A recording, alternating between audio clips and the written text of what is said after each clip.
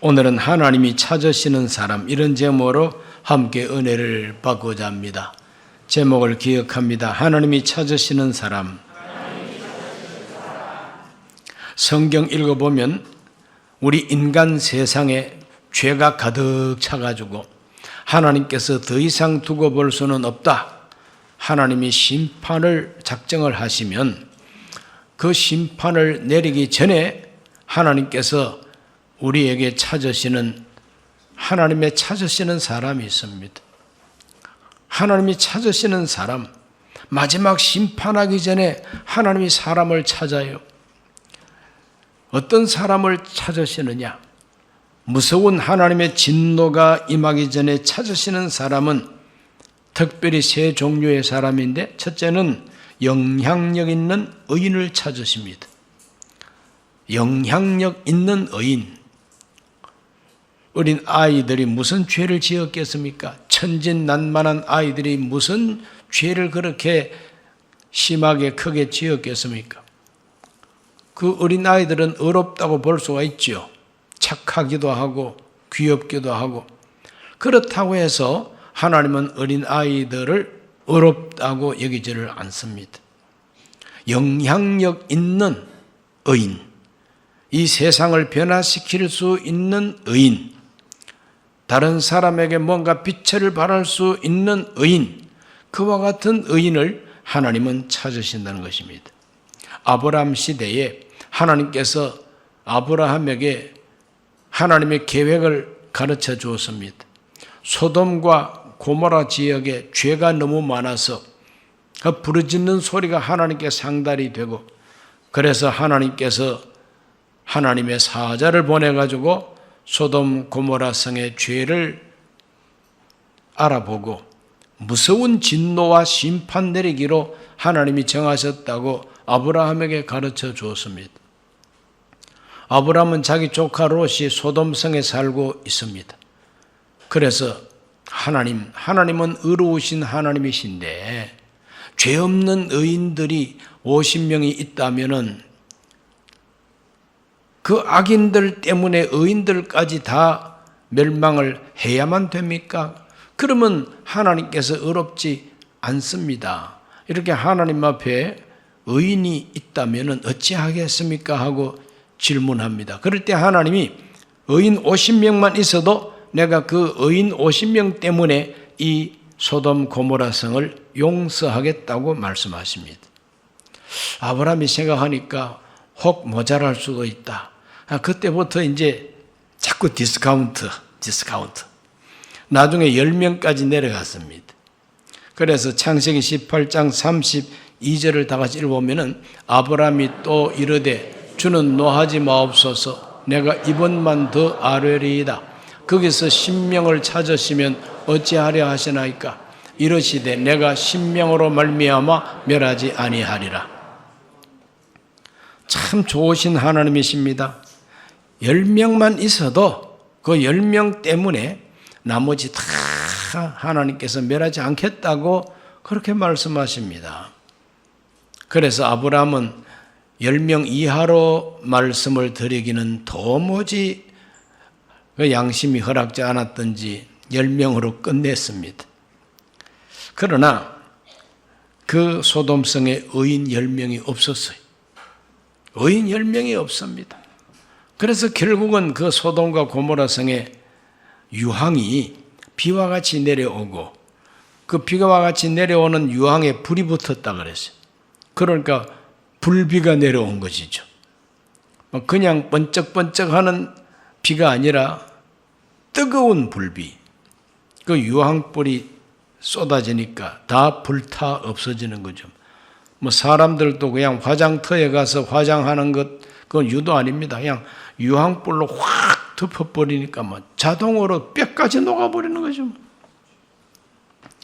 무서운 심판이 아브라함 시대에 있었습니다. 의인 10명이 없어서. 그때 하나님이 찾으시는 그 의인 10명은 천진난만한 어린 아기 10명이 아닙니다. 영향력이 있는 의인을 하나님은 찾으신다는 거죠. 오늘 대한민국이 하나님 앞에 심판을 정말 참 면하려면은 대한민국을 변화시킬 수 있고 또 변화시키기 위해서 하나님 앞에 몸부림치는 영향력 있는 의인 10명 필요한 것이죠. 여전히 오늘 또 하나님은 의인을 찾으신다는 것을 우리가 발견하게 됩니다. 세상이 시끄럽고 세상이 참 죄가 많고 이 세상이 막 뒤죽박죽 어지럽고 혼란할 때일수록 하나님은 의인을 찾으신다 이것입니다. 두 번째로 찾으시는 사람은 하나님의 심판을 두 번째 찾으시는 사람은 따랍다. 정의를 행하며 진리를 구하는 사람.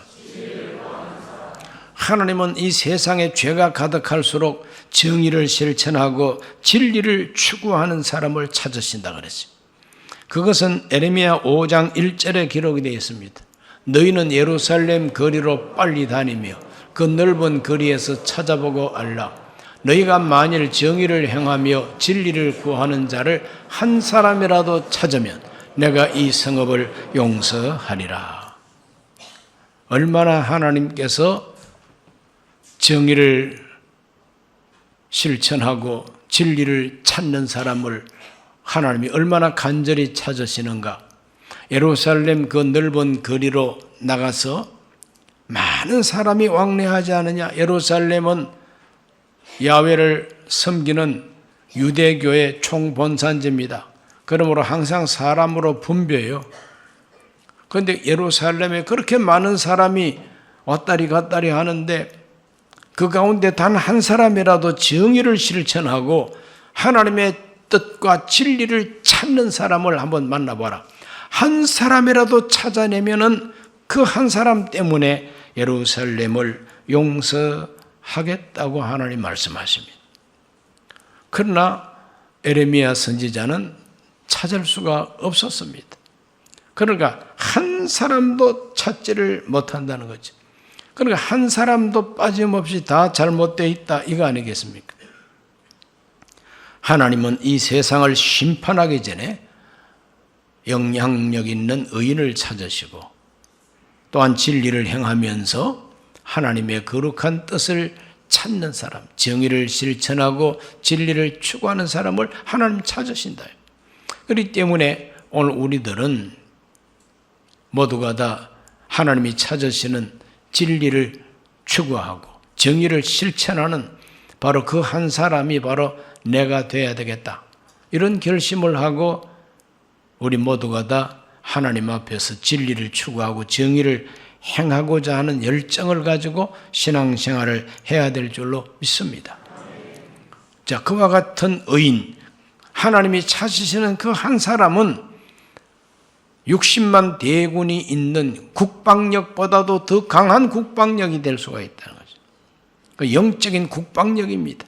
하나님의 진노와 하나님의 심판을 지연시키고 그 심판을 면제받을 수 있는 것은 정의를 실천하는 사람, 하나님의 뜻을 찾는 사람, 바로 그 사람은 가난해도 힘이 없고 나약한 것 같아도 그런 사람이 나라를 안전하게 한다 이 말이죠. 믿으십니까? 믿으십니까? 하나님은 간절히 찾으십니다. 한 사람이라도 찾아보라고 하나님이 예레미야에게 명령했습니다.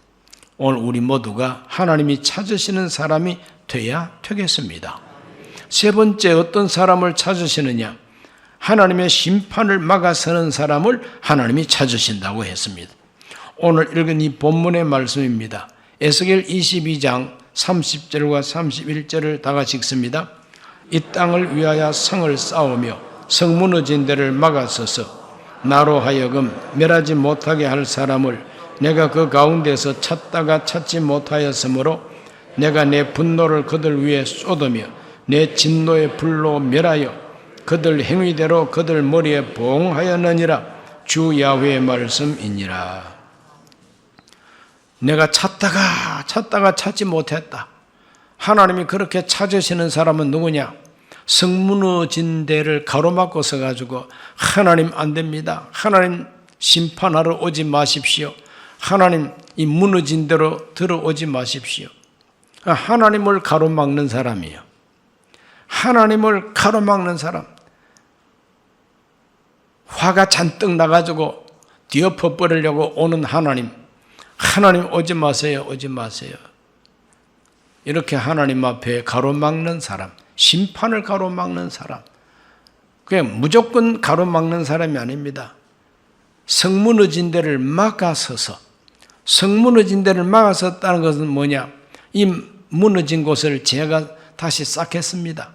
이 무너진 곳을 제가 메꾸겠습니다. 그와 같은 애국심과 열정을 가지고 하나님 참아 주십시오.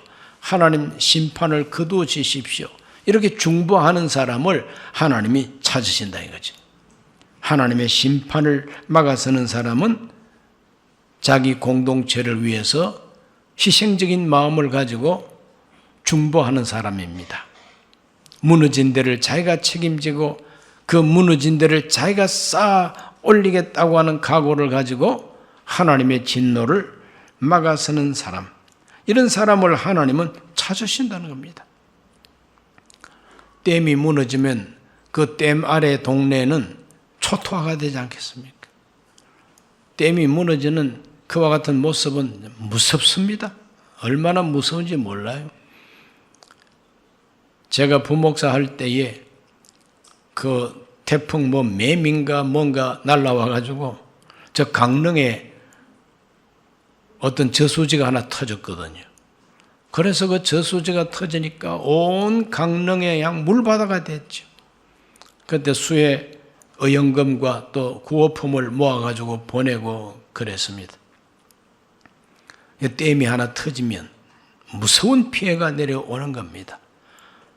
그런데 그와 같은 뚝이 무너지기 전에 미리 보수를 잘하고 또 약해진 곳을 보강하고 혹시라도 물이 새는 데가 있으면 갈라진 틈이 있으면 든든하게 메꾸고 이렇게 하면은 피해를 줄일 수가 있죠.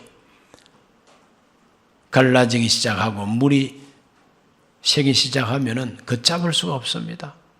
무서운 재앙이 임하는 거죠. 그러므로 가로막고 서서 성 무너진 데를 가로막고 섰다 이 말은 무너진 데를 제가 수리하겠습니다. 제가 고치겠습니다. 제가 이것을 메꾸겠습니다. 그런 각오를 가지고 하나님의 심판을 가로막는 막아서는 사람, 이런 사람을 하나님께서 찾으신다는 거죠. 시골에서 어떤 사람은 참 너무 화가 나가지고 자기 자식을 막 때리려고 장작개비를 가지고 때리려고 그러면 속으로 내가 신경질적으로 내 자식을 때리려고 그러지만 누가 좀 와서 말려주면 좋겠다 이 마음을 가지는 거예요. 누가 와서 좀 말리면 내가 좀 살살 하겠다. 아무도 말리는 사람이 없으면 마음이 허탈한 거예요. 마음이 허탈한 거예요. 누군가는 말리고 누군가는 가로막고서는 이런 사람이 있어야 때릴 맛도 있고 때리면서도 살살 때리고 못 이기는 척하고 용서해주고 그것이 시골에 있는 어머니들의 마음입니다. 저도 달걀 훔쳐서 빵 사 먹다가 우리 엄마한테 들켜가지고 장작개비로 맞았습니다. 되게 아픕니다. 그런데 바로 우리 옆집에 있는 우리 친구 엄마가 달려와가지고 막 가로막았습니다. 우리 엄마를 탁 가로막고 말이야. 그래서 우리 엄마가 못 이기는 척하고 장작개비를 던졌어요. 그리고 그 아주머니가 얼마나 고마운지 지금 자꾸 하셨지만 생각만 하면 그 아주머니가 그렇게 고마워요. 하나님께서 잔뜩 화가 나셔가지고 대한민국 내리쳐야 되겠다. 그럴 때 하나님을 가로막고 하나님 제가 책임지겠습니다. 제가 이걸 메꾸겠습니다. 용서해 주십시오. 이렇게 가로막는 사람이 필요하다는 거죠. 하나님 그런 사람을 찾고 계신다는 거죠. 오늘 한국 크리스찬들이 바로 그런 사람이 되어야 될 줄로 믿습니다. 네. 지금 우리나라에는 큰 혼란, 아주 무서운 일이 진행되고 있습니다. 바로 지난 7월 18일 우리나라 대법원에서 동성 커플의 그 대상자에게 건강보험 피부양자 자격 인정 판결을 내렸습니다. 그 말도 참 어려워요. 피부양자 자격 인정. 그러니까 같은 동성끼리 사는데 상대방에게 나 때문에 의료보험 혜택을 건강보험 혜택을 받을 수 있느냐 하는 이 자격을 인정하려야 말아야 되느냐 이거예요. 건강보험공단에서는 이거는 남녀 간에 결혼한 부부가 아닌 이상 피부양자 자격을 인정할 수 없다고 이렇게 이제 말하는 거죠. 그런데 이제 동성연애하는 어떤 한 커플이 소송을 제기해가지고 우리 두 사람은 엄연히 동성이라 할지라도 같이 살고 있는데 부부가 돼가지고 같이 살고 있대요. 같이 살고 있는데 건강보험 혜택을 줘야 마땅하지 않느냐 이렇게 건강보험공단하고 이렇게 소송을 이제 제기를 해가지고 대법원 판결까지 올라갔는데 그 대법원 판사 가운데 몇 사람이 자기들의 임기를 일주일 남겨두고 피부양자 자격이 인정된다 하고 땅땅땅 하고 집으로 가버렸어요. 얼마나 이게 무서운 일인지 모릅니다, 여러분.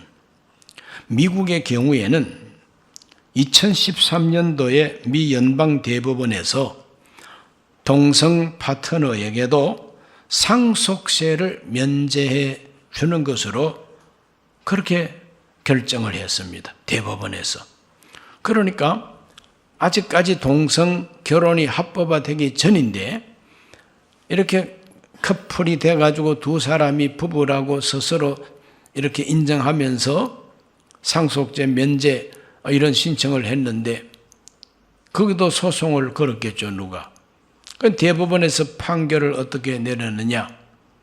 동성 커플에게도 세금 면제 혜택을 줘야 된다. 이런 식으로 결정을 해버렸다.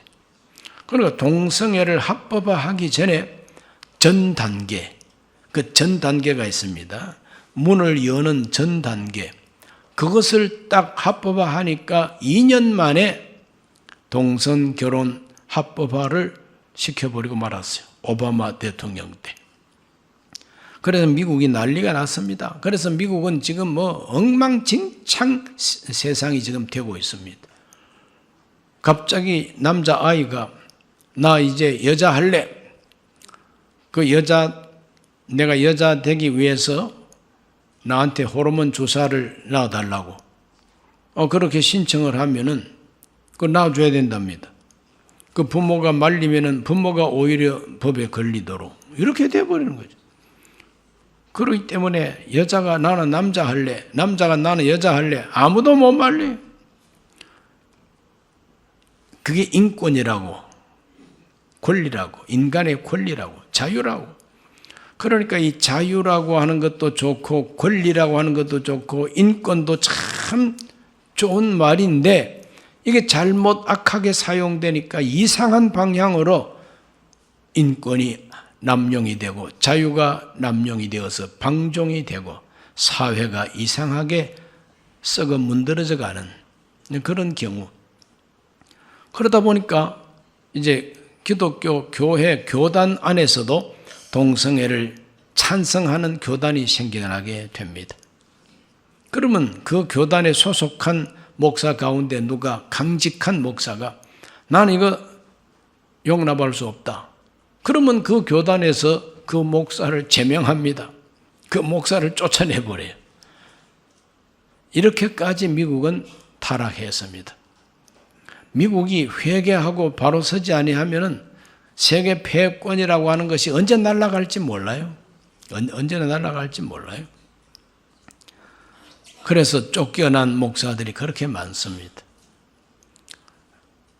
동성애를 찬성하지 않아도 교단에서 쫓아내버리고 동성애가 죄라고 혹시 설교하면은 경찰에 신고를 해서 이제는 감옥에 가야만 되는 것이죠. 아니면 벌금을 무섭게 이제 물린다든지 뭐 이렇게 이제 되는 것이죠. 이것이 바로 미국의 경우, 가까운 나라 대만 경우에는 2017년 5월 달에 대만 헌법재판소에서 현행 법 조항이 동성 커플을 차별한다고 결정을 해버렸어요. 현재 운영 중인 이 법 조항이 동성애를 하는 이 커플을 차별하고 있으니 이 법을 뜯어고쳐야 된다고. 이렇게 해서 동성 커플을 인정하게 됐습니다. 그러다 보니까 역시 2년 후에 2017년 5월에 그렇게 되는데 2019년 5월 24일에 동성결혼 합법화가 정식으로 이루어졌습니다. 대만도 그렇습니다. 한술 더 떠서 작년 2023년에 동성 커플은 입양권도 가질 수 있다. 입양권이 뭡니까? 아이를 입양해서 키울 수 있다 이 말이에요. 같은 남자끼리 살면서 아이를 입양해서 자식으로 키울 수 있다. 입양권까지 허용을 해 준 것이 대만이 되어버리고 말았습니다. 이렇게 아시아에서도 점점 이 동성애가 나라를 정복해 오고 있습니다. 일본도 지금 간당간당하고 있어요. 우리 대한민국도 지금 전 단계가 벌써 대법원에서 판결을 해버렸거든요. 의료보험 혜택 줄 수 있다. 이게 전 단계입니다. 이 전 단계를 허용했기 때문에 2년 정도만 있으면은 합법화될 가능성이 너무나도 크게 되어 있다 말이죠. 그리고 우리 대한민국이 지금 소돔성이 되어가고 있습니다. 소돔성이 된 거나 마찬가지입니다. 지금 전 세계에 많은 나라들 가운데 36개국, 36개 나라가 동성 결혼을 합법화 시켜놓고 있습니다. 그 36개 나라 가운데는 선진국이 많습니다. 후진국은 그렇게 합법화한 나라가 많지 않습니다. 주로 선진국일수록 이와 같이 합법화를 했습니다. 미국이 바로 이제 그와 같은 선도 역할을 하고, 구라파는 뭐 벌써 오래전부터 이제 돼 있는 세상이고, 이것이 이제 동양에서 아시아에서는 대만이 이제 거꾸로졌고, 일본과 대한민국을 거꾸로 때리기 위해서 힘쓰고, 우리나라가 벌써 전 단계를 문을 열어버렸어요. 이 전 단계 문 열어놓으니까 다음 단계 열기는 너무 쉽게 이제 돼 있는 것이고, 지금 현실적으로 민주당 쪽에서 이것을 합법화시키겠다고 마음을 먹으면은 국회의원 숫자가 많다 보니까 하루아침에 통과시키면 끝나버립니다. 이렇게 위험한 지경에 있기 때문에 우리 한국 기독교 지도자 목사님들 가운데서 이러면 안 된다. 우리 한국 기독교 교인들이 이 동성애법을 반대한다고 하는 것을 종이 조각에 서명해가지고는 이제는 부족하고, 이제는 한데 모여서 데모를 하고 외치고 해야 된다. 그래서 올해 10월 27일, 10월 마지막 주일 오후 2시에 저 강화문 일대 구름대처럼 모여가지고 목사님들이 주도하는 집회가 아니라 젊은 청년들과 젊은 집사님들이 주도하는 기도회를 열기로 지금 약속이 되어 있습니다. 그래서 우리 순복음 교회들도 참여하기로 되어 있습니다. 그래서 우리 순복음 강북교회 교우들도 10월 27일을 잊지 말고, 그때 뭐 다른 스케줄 잡지 마세요. 그 주일날은 교회에서 예배 잘 드리고 금식을 하더라도 강화문 광장으로 나가가지고, 시청 앞으로 나가가지고 구름대처럼 몰리는 바로 거기에 순복음 강북교회도 한 부분 담당을 할 수 있어야만 됩니다. 이렇게 해서 우리 우리들은 하나님 앞에서 양심적으로 이 동성애법이 통과되는 건 절대 반대다 하는 것을 갖다가 알려야 되는 거죠. 알려야 되는 거죠. 뭐 가가지고 누구를 뭐 끌어내리라, 누구를 뭐 깨부셔라, 그런 소리 없습니다. 오직 한 가지, 동성애법을 통과시키지 말라. 이것이 우리의 외침인 것입니다. 그러므로 이와 같은 우리의 모임은 정치적으로 이용당할 수도 없고 당해서도 안 되고 오로지 하나의 목표, 동성애를 반대한다. 이것을 확실하게 밝히기 위해서 10월 27일 광화문 광장에 모이기로 했습니다. 저는 2019년입니까? 언제 한번 광화문 광장에 100만이 모였을 때 우리 성도님들 많이 참석을 이제 했지 않습니까? 그때 저도 지하철 이용하려고 하다가 압사할 뻔했어요. 내려가고 올라오는 사람들이 얼마나 많은지 꼼짝을 못하는. 압사라는 게 뭔가 그때 실감하겠더라고요. 그래, 죽어도 좋으니까 이번에 참석을 하셔야 됩니다. 그래, 압사해서 안 죽으려면 지하철 멀찌감치 내려가지고 걸어가면 되는 것이고, 버스 타고 가까운 곳까지 가서 걸어가면 되는 것이고, 그렇기 때문에 여러분 모두가 다 참석해서 우리 대한민국이 소돔 고모라가 돼가지고 하늘에서 유황불이 떨어지지 않기를 원한다면은 하나님이 보시고, 그래도 하나님 진리를 추구하고 하나님의 정의를 실천하는 사람들이 있구나, 하나님이 내려다보시고 살아있구나, 그래서 하나님이 막아주시도록 해야 된다는 것이죠. 참석 꼭 하시기를 바랍니다. 참석 안 하시는 분들은 어찌할 도리는 없죠. 제가 어떻게 하겠어요. 그러나 하나님이 알아서 해 주시기를 바랍니다. 여러분 모두가 다 하나님이 찾으시는 한 사람이 되기로 결심하시기를 바랍니다. 영향력 있는 의인,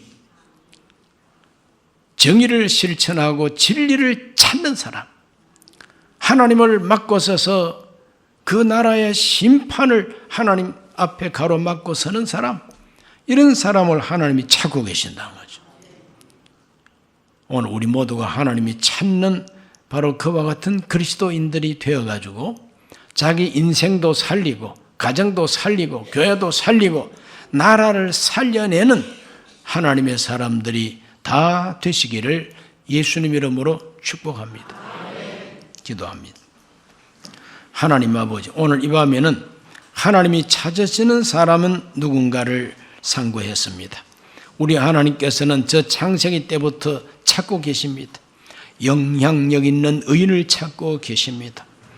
진리를 추구하고 정의를 실천하는 사람을 한 사람이라도 있으면 용서하겠다고 찾고 계십니다. 무너진 데를 막고 서서 그 성을 다시 쌓기를 원하며 하나님의 진노를 가로막는 사람, 하나님은 찾고 계십니다. 우리 모두가 하나님이 찾는 그 한 사람이 되게 해 주시옵소서. 예수님 이름으로 기도하옵나이다. 아멘.